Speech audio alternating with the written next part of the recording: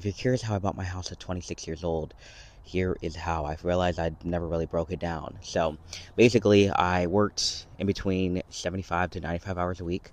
It kind of varied because, overtime and whatnot. And what I did was I worked security at night and I did Amazon driving during the day.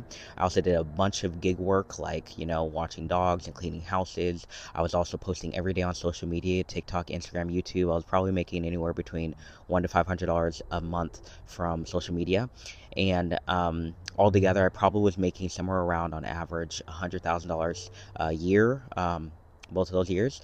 And I was actually in debt like the majority of the time that I was like stacking up this money, because my top surgery, it cost like $12,000, and I also had like a car that was like 7,000. So I was paying that off, but in the end I actually only needed $13,000 to get my house. My house costed $333,000, and immediately after I bought it, the second I moved in, I started working on building an ADU. So basically, it's just like cutting the house in half, and I rented that out for half the mortgage. And that was kind of my plan all along. When I was searching for my house, I was looking for a house that had any type of way I can make a unit, or I honestly really wanted a duplex or a house with an already built ADU, but I couldn't find one. It was honestly a little bit discouraging too, because $333,000 is a lot of money, but that was at the very low end of how much houses cost here in Portland. So it was really discouraging, because I felt like really scared that I wouldn't be able to find a house. Whenever I looked at houses in my price range, they had like a rat problem or a mold problem, or they're in a really bad neighborhood, or they were too small, or there was no way to make it like an ADU, there was no backyard. Like, it was just, there's so many different factors that really discouraged me from the process. But in the end, I got really lucky with my house because I did see the potential to make an ADU. So yeah, like I said, I immediately made the ADU, paying half the mortgage. And my ultimate plan was to rent out my house. And I was thinking about what I would do there. I was originally going to like convert the attic into like a full unit, and like have myself live in there, because legally it wouldn't, it can't be a unit because it's too short. But I thought about that. I was like, oh, that would be kind of annoying, because I was to like rip out a side of the house to like build a door to go up. And I don't know, I just didn't like how like it wasn't fully like legal to do that. So in the end, I just rented out my house. Right now I'm renting it to my sister for a few months until she finds her own place. She's moved up here from California, so kind of giving her somewhere to chill out and relax. And after she moves out, I'm kind of thinking Airbnb or a long-term rental. But yeah, the second she moved in, I moved into my tiny house.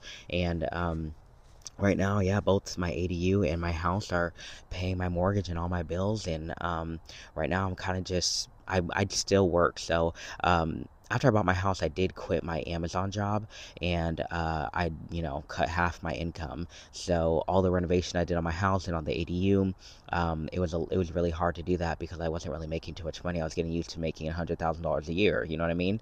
But I knew that I couldn't really like continue pushing and grinding that hard for past the 2 years. So I was already preparing for like not to make that much money. But yeah, my ultimate goal really is to like retire by 28, or really by 30. But 28 is like kind of seeming more realistic now that I'm like at the finish line here.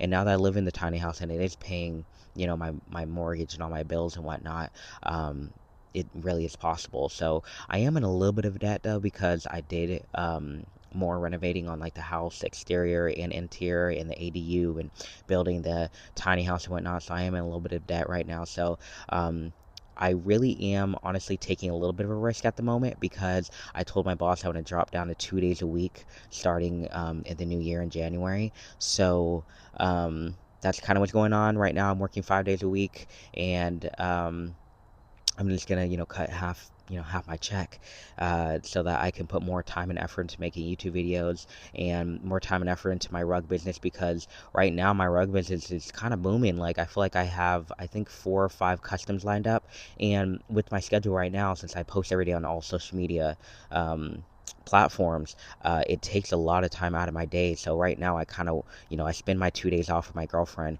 and then the other 5 days I go to work 8 hours, and I also film for like quite a few hours when the sun is out. I also work out every day now. So if I went down to 2 days a week, I can actually put more time and effort into the YouTube, into the TikTok, and the Instagram, and also into, like I said, my rug business. Because if I had that many days off, I can actually bump out maybe 2 customs a week instead of 1 a week that I'm doing right now. So Yeah, and I also have more time and energy to like work out and whatnot because I'm on a fitness journey. It's been really hard to lose this weight while working night shift every single fucking day for the past like 10 years. So, this upcoming year is going to be a really big year for me. I really would love to like essentially retire. I'm saying retire, but when I say retire, I'm still going to be doing my rug business. I'll still be doing my online stuff, but like when I say retire, I mean like from like a traditional job, you know? So yeah, that's like ultimately my plan in January in 2025, down to 2 days a week, and then eventually I want to quit it. I want to quit that job because those 2 days a week are only giving me like $1,000 a month, and I mean that's a lot of money. But um, I'm kind of just keeping it for security right now since I said I am in debt, and I just really believe that like if I put my whole self into making these videos, if I put my whole self into making these rugs, I do think I can get out of debt purely from that. And obviously, like the rentals 100% help. If I didn't have the rentals, it all wouldn't work out because, like I said, it really is paying my mortgage and all my bills. So, yeah, and that's why I'm really battling with whether or not I should do Airbnb or if I should do a long term rental because Airbnb would give me more money. Like a night by night, and I could also like have it open for like in the winter time. Say I am too cold in a tiny house, I maybe could live in there like for a couple of months and then go back on Airbnb because Airbnb is normally popping in the summer and the fall and spring. So that is kind of what my mind is going to whenever I think about Airbnb or versus long-term rental. But yeah, so anyways, that's how I bought my house at 26, and right now I'm 27, and I'm about to turn 28 in like 3 months. So, hopefully, when I'm 28, I can make a video saying I'm fully retired and I'm just living off my rugs and I'm living off of, I guess, social media. And yeah, I just want to say though, if you are planning on buying a house yourself at a young age or even at old age, any age, um, it takes hard work. I feel like a lot of people these days think that they can't buy a house and it's just not possible. It is literally possible. It's literally possible. You might have to move. I'm from California. I'm from the Bay Area, one of the most expensive places in the whole world, or maybe not the whole world, but in the whole U.S.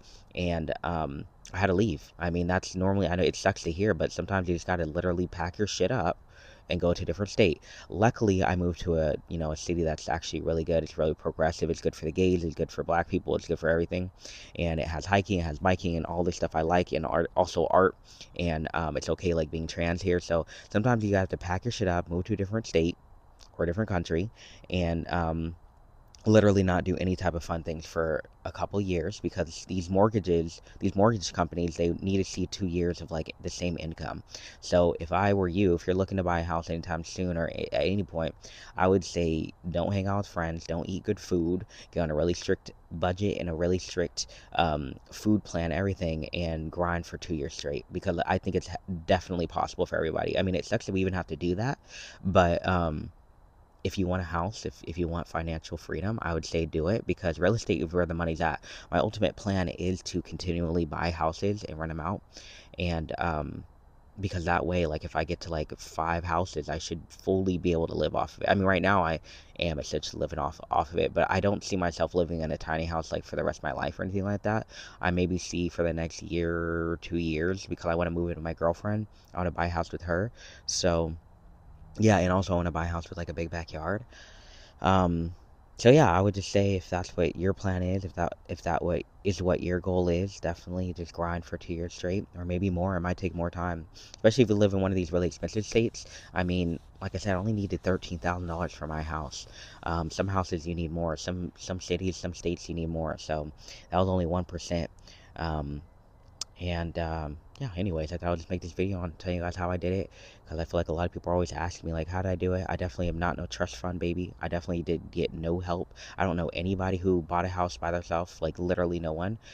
So I thought I would do it myself. Anyways, that's it. Thanks for watching. Peace.